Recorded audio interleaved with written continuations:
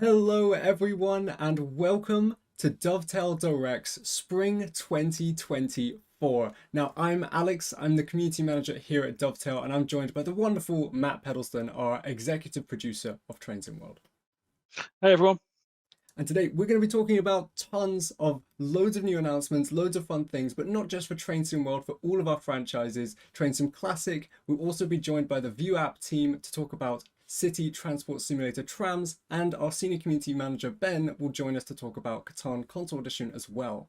So you got trains, you got city trams, you got Catan, you got everything all in one. But for the Train Sim World 4 fans here, don't worry, there will be new announcements, new routes to showcase, new locos to talk about. So I'm excited. We're going to be sharing our Train Sim World 4 monthly roadmap after the stream is over. So lots to talk about, loads to discuss. And yeah, let's get into it, Matt.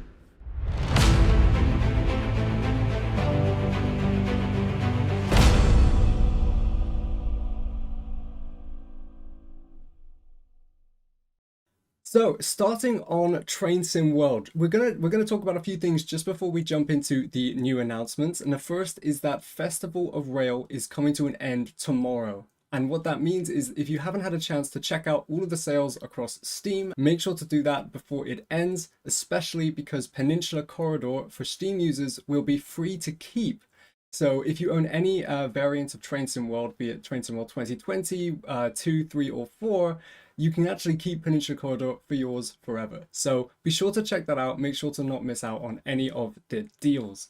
Alongside, earlier on Thursday with the Festival of Rail kicking off, we had our major core update to Train Sim World. This had a huge range of core improvements, including free roam fixes, scoring and medals improvements, also improved PIS brightness for visibility in day and night. We had the option to disable the traction lock icon on the mini HUD as well as a bunch of different route improvements for Blackpool, Midland Mainline, Maidstone, Birmingham Cross City. You can check out all of the patch notes and descriptions on our forums if you'd like.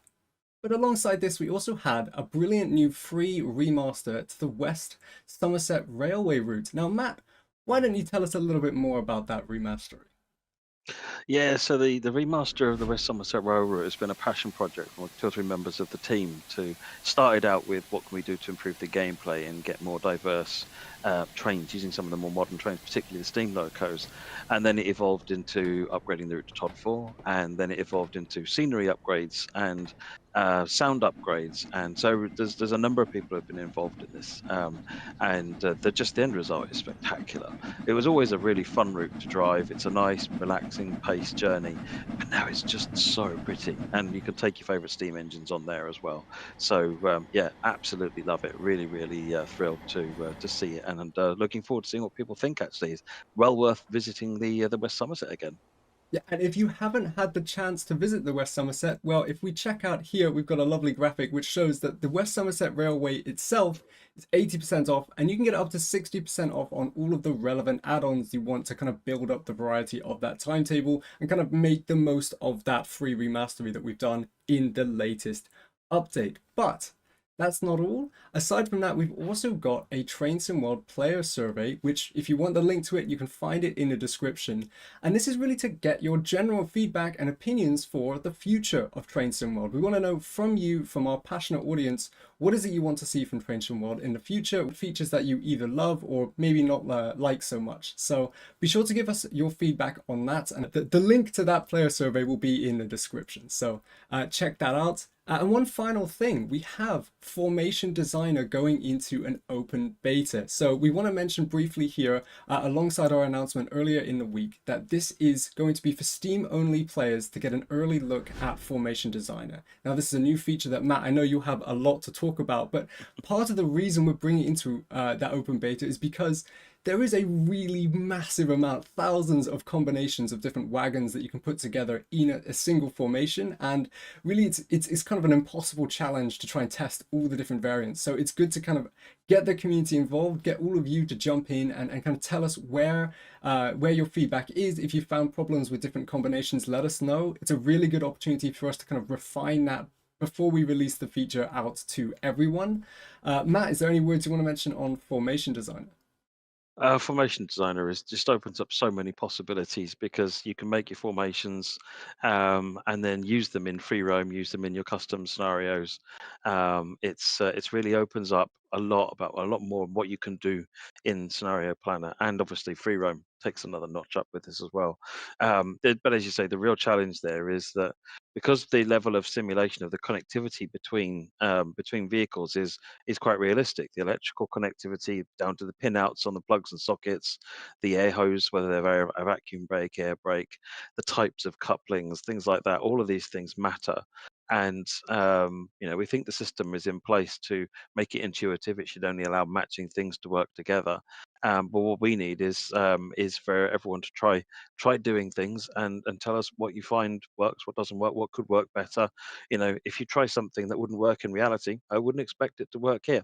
So, as I see how you get on with that. But there's some really fun stuff that you can do with it. The beta testers have already been having some fun making the crazy wacky things up with it, which is really cool.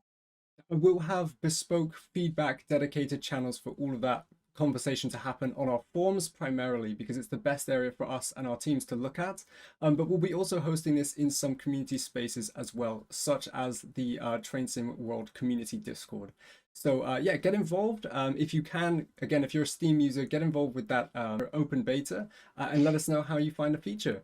And that's it. That's the pre-spiel before the big announcements. So, who's ready to hear about what's coming up in the next few months for Train Sim World? Right, so this announcement is coming at you from the UK and it's fully licensed by TFL. Matt, what could I be talking about? Yeah, this time we are heading to do the London Overground. Been keen to do the London Overground for so long. And this is actually a really great opportunity. So this is Gospel Oak to Barking Riverside line. And it'll be featuring the epic new Class 710/2 Aventra electric multiple unit trains. So prior to aside from on a short spell with the Capital Star 378s, it was run predominantly by 172 DMUs. So running this train with a four-car, ultra modern, ultra modern Class 710s is a real treat. They're such a cool looking train, and they're really great fun to drive as well. So we're looking. It's not a long route, but it's going to be a really packed route. It's going to be really interesting throughout. And obviously you've got dense scenery, and you've got the London skyline there in the background. So 13 miles, 13 stations. All really highly detailed, lots to explore in the route, and yeah, you're going to have. It's going to be quite an interesting, shorter experience, but it's also going to be really fun and packed in that time frame. And naturally, we do have a route map we can jump over to. So here you are, the London Overground, Gospel Oak to Barking Riverside, as Matt has mentioned. And yeah, is there anything of note with all the different branches coming off? Well, it's as you can see, it crisscrosses all over the place with all sorts of different railway lines, including the Great Eastern Main Line, and obviously you've got the route extended now from previous incarnations of this line, where it used to end at Barking, which is station 12 on this line. It now goes down to station 13 there, which is Barking Riverside. So that's just how up to date and current this route is for the to the prototype. So, but yeah, there's so much to see. You're constantly crisscrossing, stopping, starting. It's very interesting. There's always something to see out of that cab window. Yeah, and for those of you that were keen-eyed as our teasers over the kind of winter break, you might have known that was coming. You might have had an inkling, but we did have another big route teaser, and it wasn't a UK route that time. It was a German route, and this is a German route with an Austrian border crossing. So, Matt, where is this? Where are we heading now? So we're going to Bahnstrecke Rosenheim Salzburg. So this is crossing from Germany to Austria, which Lucas actually hinted at way back in the TSW4 Dovetail Direct. He talked about there being possibly another a border crossing route. Yeah. Welcome to another border crossing route. We are back crossing the border again between here at Freilassing and Salzburg. So yes, you've got this route also comes with a train I've been looking forward to seeing in the game, actually, the BR111. which is a tap change and control loco, which you operate manually and semi-automatic. It's quite an interesting control system. It's a little bit different to a lot of the other ones.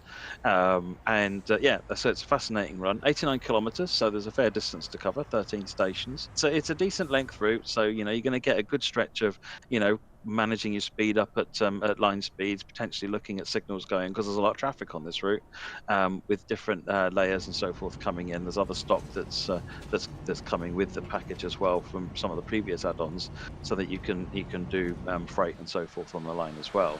But yeah, you've got such a varied hilly countryside. It's not a flat route. And you've got the mountains in the distance, and yeah, and the scenery change, particularly as you cross over the border, which is just another innocuous little bridge, like it was on the Vorarlberg line actually as well. So it's quite interesting. But here you go, you've got the map here as you brought up here, and you can see the winding route again. Not a straight route, not a flat route. You're gonna have to keep paying attention to what you're doing, and tap changer locos always make that job a little harder. Yeah, and I was told that there should be some better layering opportunities with this as well.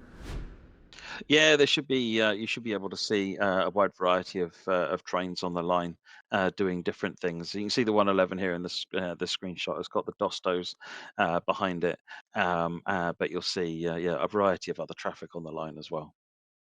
Brilliant. Right, well, those are the routes we teased. Obviously, we did have another teaser, but we'll kind of come on to that with some of our other third-party announcements a little later on. As we're sticking to first-party, we've got something new. We've got something for US players to get interested about. So, this is the second Metrolink route that we're going to be doing after the Antelope Valley line. Matt, spill the beans. So this is the San Bernardino line. So this is starting from Los Angeles again, same as Antelope Valley did, but instead of going north, we're going east. It's not the same as Antelope Valley. It's amazing how different it is. Whereas Antelope Valley was kind of very quickly goes out into the countryside and is about the gradients and so forth. This one is more densely packed. It's got more stations on it. It's got 16 stations in a 57-mile route. So it's a shorter route, the Antelope Valley, but more stations on there. But this time you're staying entirely in the busy section. This is just all busy area. And so yeah, again, you got to manage your train, manage your speed. There's some really interesting sections on this route where you're highway running in the middle of a massive highway as well, which it is just weird, frankly. But it's super cool. Train wise, so in addition to the AF125s that come with the Antelope Valley line, this route also comes with the MP36, which Metrolink run. It's kind of the staple trains. They run two trains predominantly, which is the MP36s and the F125. So this is the Metrolink MP36 with a mix actually, because in modern times, Metrolink run a hybrid of the Rotem cars and the Bombardier cars. With the Rotems generally forming a bracket either side of the train and bomb cars in the middle. So that's kind of the sort of the slightly odd looking formations that you're going to be seeing on this route, and then it will layer in the F125 as an additional option that you can run along the route as well. So with that, it kind of gives you pretty much between the two routes. You get primarily the main stock roster from Metrolink as well, with the two coach sets and the two trains. So yeah, it's a really interesting run, really different. As you can see on the map here, it's a relatively straight run. Yeah, with these big American diesels, obviously they're quite different to your German and European multiple units, which have got quite fast responses and so forth. So this is another really fun drive. And you can see there's the 16 stations which go from obviously Los Angeles down to or across to San Bernardino downtown. And I was told, yes, you do have the kind of highways and back gardens east and west of out of LA. And It's really odd. You see videos of these trains. They look like because they're slightly different height than the highway itself. Not a lot, but a little bit. It almost looks like for a little bit they're on the road, which because they're right in the middle. They're not. If you get close to them, they're quite separate. But it just looks really odd. It's just an experience like I've not seen before, really. So yeah, it's only relatively brief, but it's a real highlight of the run. And you can see if you look on the map at the left hand side and right hand side again, you've got that Antelope Valley line and the Cajon Pass link there. So this really is the kind of link between those two routes. And so you have this kind of massive stretch that you can kind of cover if you kind of combine all three routes in one go. Yeah, if you want to take a journey from Lancaster down to Los Angeles and then change to this route and drive over to San Bernardino and then change to Cajon Pass and drive a freight train up the Cajon Pass, that keep you busy for a couple of hours, 3 hours, 10 hours. Right, let's move on. We're going to be going back to a favorite of ours, which has been the Austrian routes. And this time we're staying only in Austria with a new route, a new announcement, which is Semmeringbahn, Wiener Neustadt to Merch to Schlag. And I really wanted to say that because I've been trying to pronounce that as best I can for the last couple hours. So I hope I did it all right. But Matt, what can you tell us about this amazing route? Oh my, it's just really popular in Train Sim Classic. Train Sim Classic's version was Möstischlag to Glognitz, if I remember rightly, which captured the sort of it's a really steep gradient, and effectively it's kind of like up one side up to Semmering at the top, and then down the other side.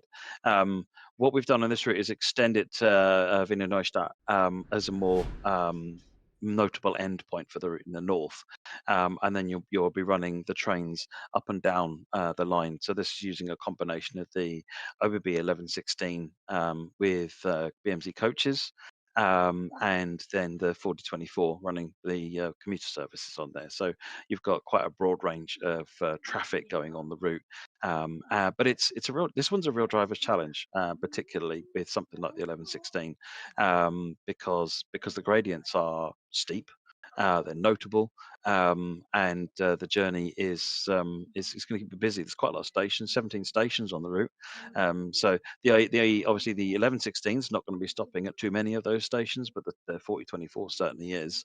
So yeah, managing those gradients and while you're trying not to be distracted by some of the most spectacular scenery you'll see in the game is really interesting. And I've got a note here that this is the world's first true mountain railway. Yes, the claim to fame on Wikipedia. But obviously you've got as you've kind of like as you can kind of see it on our route map here, the left hand side of this you've got that mountainous kind of railway, you've got the steeper gradients, and then on the kind of right hand side, more towards the top right, it's much straighter, it levels out, and then you have that racetrack. So you kind of have two different driving styles. Yeah, absolutely. And yeah, but also between the two trains and the way that the different things you do with the two trains. Obviously, driving 1116 is very different to driving a 4024. Then the route's got a lot of replayability. You'll be redoing lots of things on there, and you just come back for the sights and the sounds. It's got some of the most spectacular viaducts and so forth that you can imagine on the railways over here. So yeah, it's one to enjoy. Well, we're looking forward to sharing more on this, but for now, we're going to jump into some of our third-party announcements. So let's go talk about what we have coming up from some of our partners.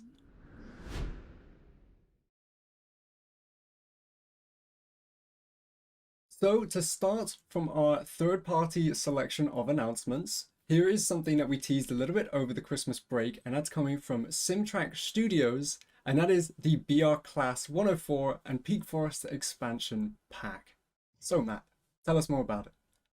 Oh, this one is one I'm really looking forward to. The BR Class 104 was going to be the second first generation DMU in the game, Class 101 being the other one.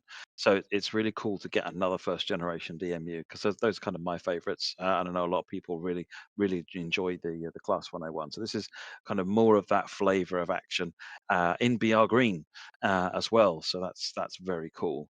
The BR Green Class 104 is used for a variety of different things, but I think one of the main things is the Buxton Shuttle, which is a key service pattern missing from the Peak Forest timetable. So it kind of fills that run out as well. But the other thing is that the team at Simtrack Studios have gone up over the timetable and they've extended some things, changed some things, added a bunch of stuff. As well as they're bringing in two new wagons with this package as well, the 21-ton hopper and a cough-up wagon. So it represents quite a level up for the Peak Forest route. So all you Peak Forest fans out there, this is a must buy purchase to extend your route. And if you've been holding off on Peak Forest because hey, you're not sure about the steam engines, let's get some proper diesels running on the route, and you can enjoy that as well. So this is really hopefully going to make the route more interesting. It's a beautiful route, really is. But I think maybe in some cases the steam has maybe challenged people, and they want to run it with diesels instead. Well, the BR Class 104 is tremendous. It's quite different to look at to a Class 101 in the way that the front of the loco works. It's quite distinguishing. Yeah, this is a pack I'm really looking forward to. I know Simtrack Studios are working really hard. And on screen at the moment, you can see some kind of work in progress renders of the BR Class 104 as well. But we look forward to show you more about this pack, go into a bit more detail of it when we're ready and when we're closer to the time. But let's jump over to another partner that's been working hard, and that's Skyhook Games. And they're bringing us a familiar name, but with a second volume. What could that mean? Well, we're coming in with Cargo Line Volume 2 Aggregates pack. So, Matt, this is kind of following on from the first Cargo Line pack they did. Yeah, so following on from Volume 1, which was the petroleum pack, the Volume 2 is looking at aggregates, and that this pack includes the HOA aggregate wagon, and then the team have been adding realistic operations on the MML and Great Western routes. So it's gameplay pack. It's an additional wagon. It's just more gameplay, new ways to enjoy your favorite routes. This is a really cool idea. I know Cargo Line Volume 1 was well received, and this is yeah, the next step in that journey. And we saw a lot of people saying that again, like the Cargo Line pack was really great to just add in that variety. So from kind It of a kind of is. These little packs when they add like a new wagon and they add some new things to do, it just means people you can go back with a fresh experience on your favorite routes, and it's that's always something nice rather than going back and doing the same thing that you've done before, which is great. But being able to go back to your favorite routes with to do something new is it makes the whole thing feel new again, doesn't it? And it also means that it's going to add additional AI traffic, so that when you are going back and doing the things you've done before, there's more to see now than there was before. So it's a bonus in every way, really. well, look forward to an update from Skyhook for more on the Cargo Line Volume 2 pack soon. But we've got an update from our friends at Rivet Games. Well, we've been running in circles trying to figure out how to tease this next route. I think Matt's laughter is hinting at something now. So we're going to throw a teaser up on the screen now for this new route. And as you can see here, we've got a couple things. We've got a board at Edinburgh Waverley Station. We got a 158 Sprinter on the side there. And is that different text on the boards? What could we be talking about? So Rivet's next route is a 5 circle line, Edinburgh to Kirkcaldy and Dunfermline, and there's a couple of cool points to just call out on this one. It's a little ways off, so it's there's what little to show you on this one yet, but the Class 170 DMU. So looking forward to seeing that in the game. It's such a staple that exists throughout the UK railway network. And Rivet are going to be bringing us the Class 170 to the simulation, and then one of the most iconic uh, assets, visuals that you see in the railways is the fourth rail bridge, and the 5 circle line will be bringing you the ability to drive over the fourth rail bridge and capture just some stunning screenshots of this just magnificent bridge. So yeah, it's just going to be a really exciting route to enjoy with lots to do on it. And of course, Skyhook have been working with Rivet on this one as well to bring another DLC from there to their depot of collection, and that's the taking the BL Class 158 and bringing it into the ScotRail livery as well. So between the two developers there across a couple of packs, you're going to have a whole ScotRail collection of trains there to add to your collection. Oh, fantastic. And again, we'll hear more from River Games and we'll share more in upcoming monthly roadmaps as well. So on to our final new announcement for the evening for you tonight from our third parties. We are going somewhere new, somewhere we haven't been before in Train Sim World, and it will be Union Workshop who are taking us there, and they're taking us to Japan. Matt, where are we going? What is this? We're going to the well-known Tadami line, so Aizu Wakamatsu to Tadami, and so this is a route that Union Workshop did previously in Train Sim Classic, and they've been working hard now for quite some time, getting them to understand the Train Sim World tooling, and they are now rapidly homing in on their first release, which will be the Tadami line. So yeah, very different, and as you can see from screenshots, it captures the Union Workshop, have a very unique style. You know when you're looking at a route developed by Union Workshop, there's just a very unique style to them, and they always fill out their scenes with so much detail. They're just beautiful to look at. So yeah, it's going to be really exciting to go to Japan and take a train ride with Union Workshop. Yep, and of course this is very early in development. We're talking about quite a lot of announcements here, so I think it's worth caveating that a lot of the things we've talked about will be in different stages of that kind of development process, but we will share more in our monthly roadmaps. We'll keep you updated on the timelines for the different routes. And to kind of close off, we've got a list here that I want to read out for some of the other third parties that we're working with, some of the ones we've named tonight, but others that we haven't. And so these are the ones we're working with for upcoming routes in the next kind of 6 to 9 months. We've got Rivet Games, Skyhook Games, Simtrack Studios, Luminaries, Alan Thompson Sim, Jess Trains, Rail Traction, Train Motion, Train Sim Germany, Union Workshop, of course, with the Dami Line, Ticket to the North, Halicon Media, and RSSLO. So loads of different things. And again, the editor kind of plays into bringing more of those third parties into the ecosystem, getting more routes for Train Sim World. It's an amazing looking future and a great way to start the year. So lots to do, lots of stuff coming up, loads of things to talk about. I hope you're excited. It's a really great time to kind of be involved in the Train Sim World space. What we're going to do is throw up a graphic on screen, which you should see now. And this is a summary of all of the announcements that we've had tonight across Train Sim World, Train Sim Classic, City Transport Simulator Trams, and Catan Console Edition. Now, we hope you've had a really good night. We talked about a lot of stuff that we've teased, a lot of stuff that's brand new. We hope you kind of get involved more in that kind of space as we go for the next few months. So expect more details for everything soon across all of our franchises. And if you want to know more and you want to stay in the loop, make sure to follow us on our socials. I'm not talking just Train Sim World socials, but Train Sim Classic, our City Transport Simulator, and Catan Console Edition as well, and continue the conversation in the community spaces. Of course, we have the forums, but there's also the discords you can get involved with as well, as the various spaces that you will be aware of too. So for all the TSW fans, me and Matt, we're going to be back here live Tuesday night, so just a couple days from now, to have a live Q&A for the roadmap and a bit of a debrief down from all of the things we've talked about tonight. And Matt, it's been a real pleasure having you join us. So thank you for kind of talking more about all of our announcements. Thank you, Alex. It's been really good fun. There's a lot of cool stuff to share, and I've been enjoying listening to what's coming in the other franchises as well. So it's an exciting time. It's a very exciting time, and we hope we hope you're all ready for the next few months. It's going to be really brilliant. But stay updated. Thank you all for joining us tonight, and we hope you have a wonderful evening. Goodbye. That's it for Dovetail Direct. Thanks, everyone. Bye bye.